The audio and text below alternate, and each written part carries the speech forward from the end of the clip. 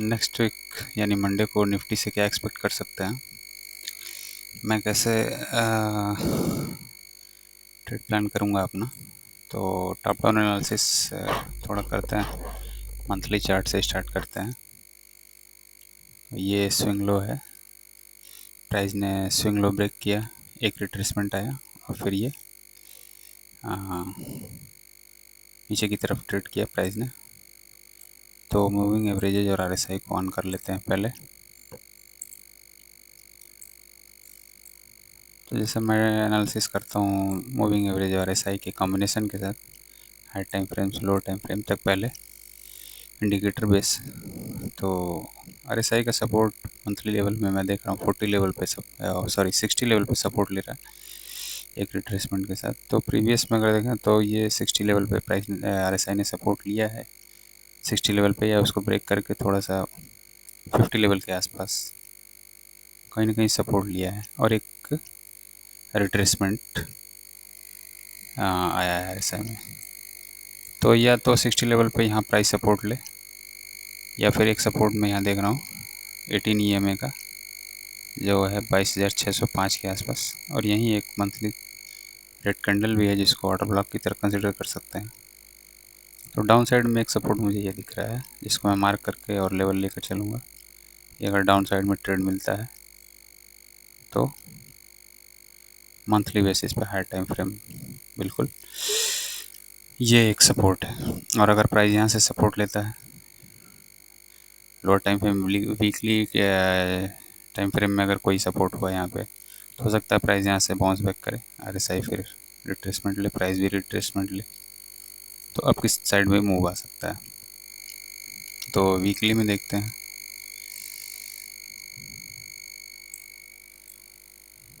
Weekly में RSI 40 level को touch कर रहा है तो एक सपोर्ट लेगा ज़रूर 40 लेवल के आसपास, या 40 लेवल पे, या 40 लेवल्स को हल्का सा क्रॉस करके एक स्पाइक बना के।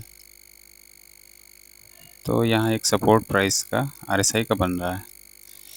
और अगर यहाँ देखें तो पहले प्राइस यहाँ कंसोलिडेट कर रहा था दोनों मूविंग एवरेज के बीच में, एक ब्रेकआउट लिया, फेल हुआ, और फिर ये डाउन साइड की तरफ ब्रेकआउट लिया है। तो और ये अगर वीकली कैंडल देखें पिछले कैंडल की, तो इंगल्फिंग कैंडल टाइप में आउटसाइड जो कैंडल है प्रीवियस वीक के हाई और लो दोनों को इसने जो है ब्रेक किया है। ये रेड कैंडल अगर कंसीडर करें वीकली बुलिश ऑर्डर ब्लॉक, तो ये कैंडल ने इसको टेस्ट किया है, यहाँ से एक रिस्पांस हल्का सा मिला है। तो यहाँ से हो सकता है प्राइस थोड़ा सा रिट्रेसमेंट ले, डीप रिट्रेसमेंट भी आ सकता है। तो अगर रिट्रेसमेंट आता है इस वीक तो पहला टारगेट ये 18 ईएमए का लेवल होगा जो कि 23,562 है। और सेकंड टारगेट अगर इसको मैं ऑर्डर ब्लॉक कंसीडर करूं तो इस कैंडल की ओपनिंग सेकंड टारगेट होगा, पहला टारगेट, दूसरा टारगेट, और तीसरे टारगेट के लिए मैं ये 45 ईएमए का जो लेवल है 23,961 का, ये अप साइड के मेरे टारगेट होंगे अगर प्राइस में रिट्रेसमेंट या डीप रिट्रेसमेंट आता है। अगर ये बुलिश ऑर्डर ब्लॉक है तो प्राइस यहाँ से रिस्पांस देता है, तो बुलिश ऑर्डर ब्लॉक तभी होगा जब प्राइस यहाँ से एक रिस्पांस देगा। और अगर रिस्पांस नहीं देता है तो प्राइस फिर डाउन साइड ट्रेड करेगा, और डाउन साइड ट्रेड करने के लिए फिर नीचे के लेवल्स को लोअर टाइम फ्रेम में देखेंगे, डेली चार्ट में क्या लेवल मिलते हैं। फिलहाल अभी आरएसआई और मूविंग एवरेज पे देखें तो प्राइस को एक रिटेस्ट के लिए जाना चाहिए, या 45 ईएमए से ब्रेकआउट आया है तो एक रिट्रेसमेंट और रिटेस्ट के लिए इन दोनों के रिट्रेसमेंट या एटलीस्ट इसको रिटेस्ट करने के लिए जाना चाहिए प्राइस को। डेली टाइम फ्रेम में देखें, डेली टाइम फ्रेम में प्राइस नेगेटिव है, आरएसआई भी नेगेटिव है, बट आरएसआई को थोड़ा अगर देखें क्लोजली तो आरएसआई 40 लेवल के आसपास क्या कर रहा है, एक तरीके से रेंज बाउंड हो गया है।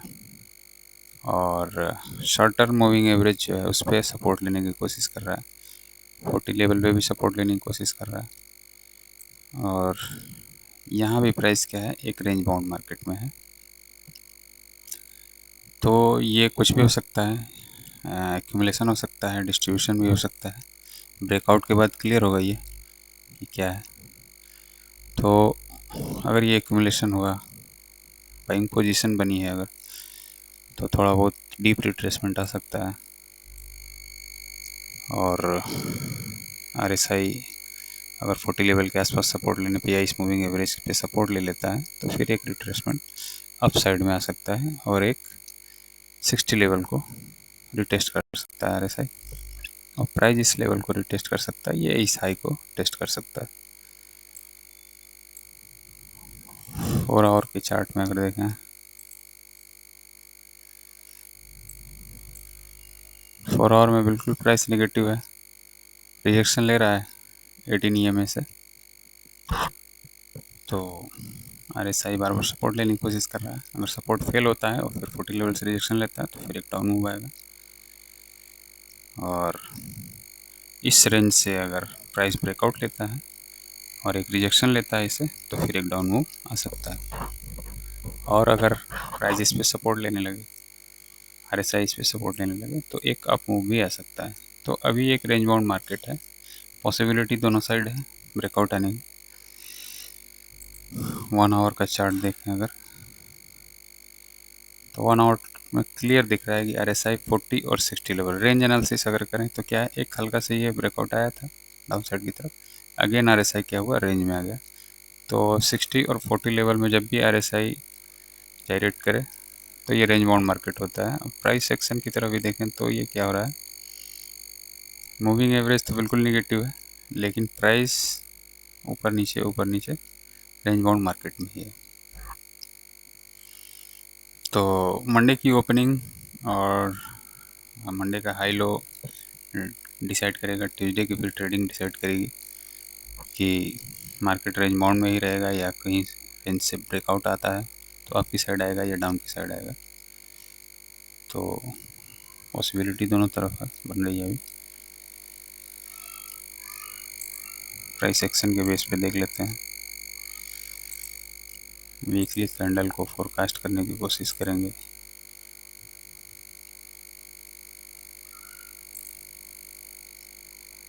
लेवल्स को ऑन कर दिया मैंने,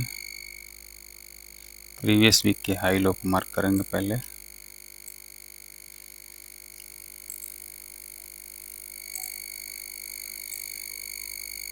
ये प्रीवियस वीक का हाई हो गया,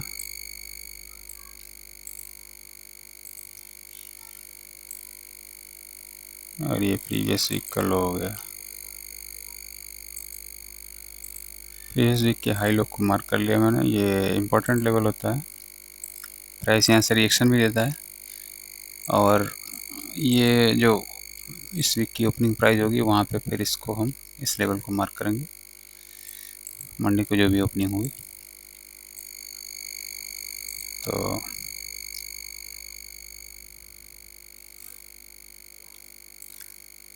ये ऐसे प्राइस एक्शन को देखें तो ये एक स्विंग लो क्रिएट किया प्राइस ने, फिर एक रिट्रेसमेंट, और फिर यहाँ से एक हल्का सा सपोर्ट लेके इस लेवल को ब्रेक किया प्राइस ने, इस लेवल को ब्रेक किया, इस लेवल को ब्रेक किया।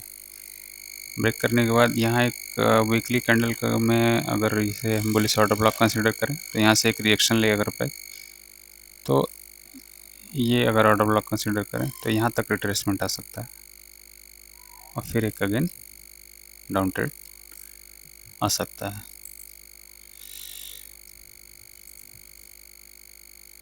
डेली में अगर देखें,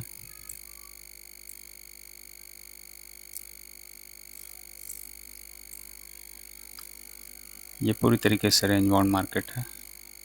ये एक बड़ी कैंडल है जिसके लो को अभी ब्रेक नहीं किया है मार्केट ने, और इसके हाई को भी ब्रेक नहीं किया है। तो इस वीक ब्रेकआउट मैं एक्सपेक्ट कर रहा हूँ। तो मंडे की ट्रेडिंग देखते हैं कैसा होता है, मंडे की ओपनिंग कैसे होती है, और फिर मंडे को वीकली लो क्रिएट होता है, वीकली हाई क्रिएट होता है, उसको फोरकास्ट करने की कोशिश करेंगे मंडे की ट्रेडिंग के बेसिस पे।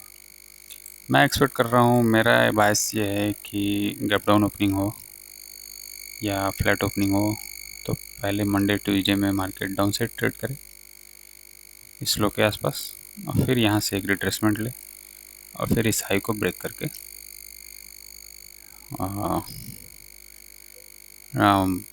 क्लोजिंग दे अपसाइड में इस वीक।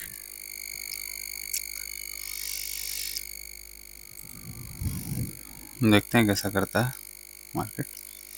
ये जो मैंने ट्रेंड लाइन एक ड्रॉ कर रखी है, ये डेली कैंडल में क्या है, बुलिश डाइवर्जेंस की ट्रेंड लाइन है। आरएसआई को अगर हम देखें तो ये आरएसआई का एक लो है और ये एक लो है। तो आरएसआई ने बनाया है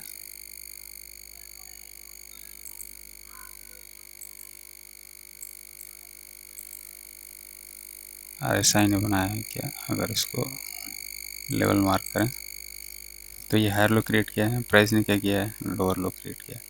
तो आरएसआई एक बुलिश डाइवर्जेंस शो कर रहा है, तो एक डीप रिट्रेसमेंट आ सकता है प्राइस में, और बुलिश डाइवर्जेंस को निगेटिव रिवर्सल न्यूट्रलाइज करता है।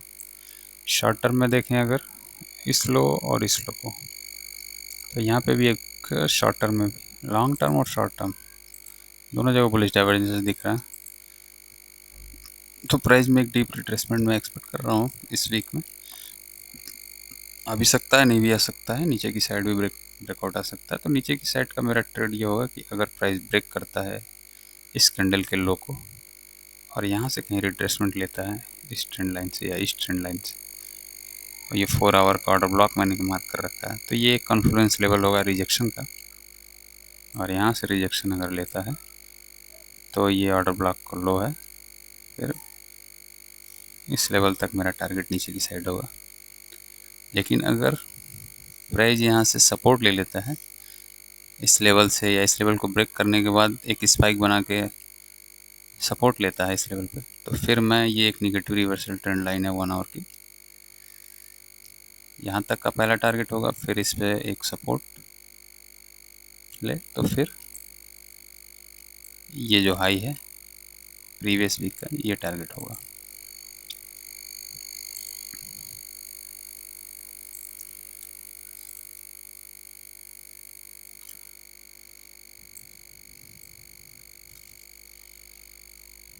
फोर आवर में अगर देखें तो ये क्या है, ये ऐसे रेंज बाउंड मार्केट बिल्कुल, ये हाई क्रिएट हुआ है, एक लो क्रिएट हुआ है, और इसी के बीच में मार्केट जो है ट्रेड कर रहा है।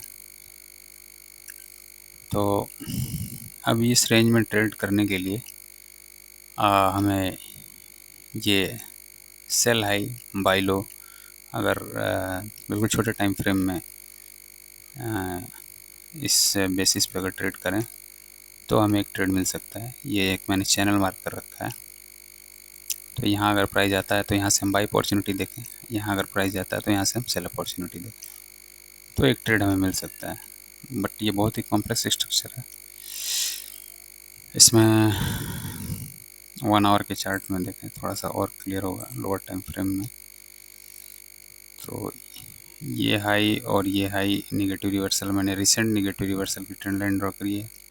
ये लो और ये लो रिसेंट बुलिश डाइवर्जेंस है, तो ये एक चैनल ड्रॉ किया मैंने।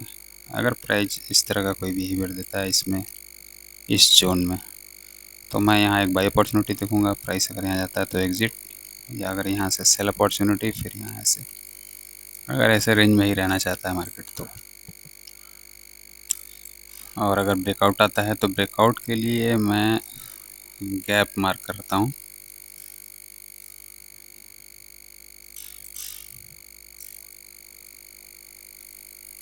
ये एक गैप यहाँ पे है,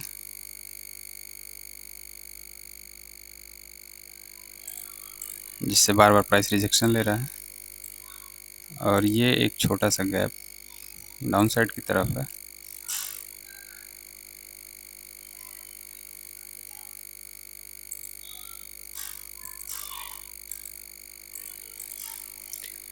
ये रेंज है, यहाँ से रिजेक्शन, इस पे सपोर्ट, इस ब्रेकआउट आया, रिजेक्शन हुआ, अगेन सपोर्ट लिया यहाँ से प्राइस ने, और फिर रेंज के अंदर प्राइस आया, फिर इस पे सपोर्ट लेके आपकी साइड ट्रेड किया, फिर इस रेंज से, इस गैप से रिजेक्शन लेकर फिर डाउन साइड की तरफ ट्रेड हुआ है, फिर इस गैप को ब्रेक किया है, ब्रेक करके ऐसा लग रहा है यहाँ से रिजेक्शन ले रहा है।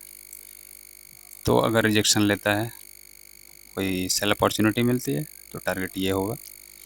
और अगर ब्रेकआउट लेता है और अप की साइड ब्रेक करता है, फिर इस पर सपोर्ट लेता है, तो ये टारगेट हो सकता है। तो ये ट्रेडिंग प्लान होगा। और ओपनिंग देखते हैं, मंडे की ओपनिंग कैसी रहती है प्राइस की, उस हिसाब से ट्रेड प्लान करेंगे।